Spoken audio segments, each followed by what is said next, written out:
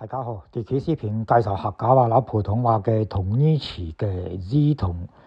漢語文言文中大量嘅詞彙，在幾千年之後嘅今日已經冇在民族共同語中使用，不咋僅在特定嘅語境中殘留。兩三千年以來嘅漢語詞彙，在現今嘅國體漢語方言中都有部分保留落來。國體方言之間嘅用詞彼此有相同也有差異嘅地方。走路普通話嘅講法，方言講行路，廣東方省講客家話老滅方言嘅走，在普通話用詞係跑，這係同詞義唔同嘅情況。本視頻內容介紹嘅係另外一種情形，就係同義詞。比如普通話用係，滅方言也用係，但客家話都用烏。但係在特定名詞，比如地名黑龍江省，客家話依然使用黑龍江省，冇用烏龍江代替。烏龍茶普客相同，烏係花亮普客相同。月亮客家話講月光，光的亮係同義詞，普通話講天亮，客家話講天光。飲水一詞普客一樣，拆開來用就冇同。飲水機普客都一樣，飲水就冇同。普通話講喝水，客家話冇用這隻詞，講飲水。食飯客家話嘅用詞，普通話講吃飯，用吃這隻詞。方省講客家話用鑊，普通話用鍋。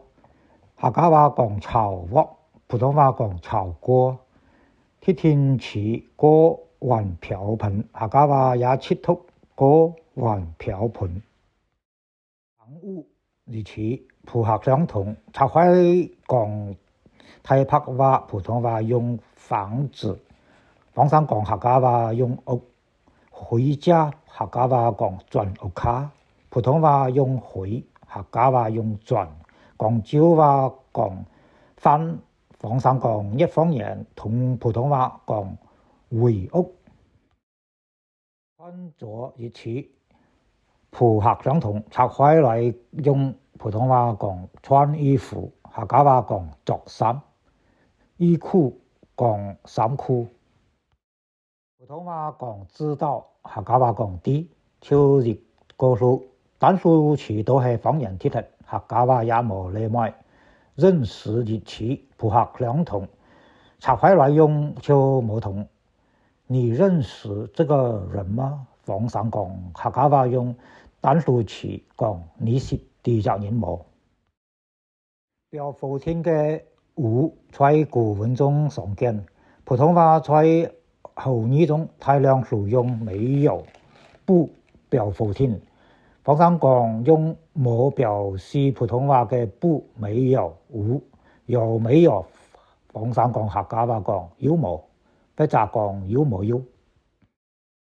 單數詞在客家話中廣泛使用，大部分詞普通話用雙數詞或者用另外一個詞。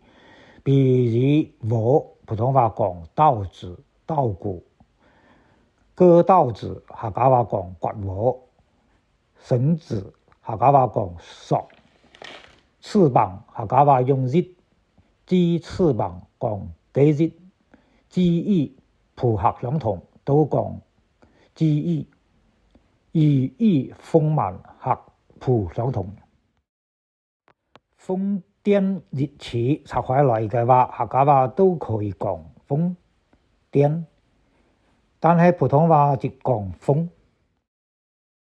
細小、幼小專用詞拆開來用，客家話都用細幼，普通話除了一啲名詞幼兒園冇用單數詞幼。枝條細小，客家話用幼。小就用細，小地區房山講客家話講樓梯，也講細路，小朋友一起鋪合相同。筷子在客家話中有多種講法，包括筷子、醋、快醋等。兩江地區客家話普遍用醋這隻詞，讀上氣音，醋等於醋。好嘅，呢期視頻簡單介紹普通話啦客家話在用詞方面同義但冇同數嘅情況。多謝觀看，下期視頻再見。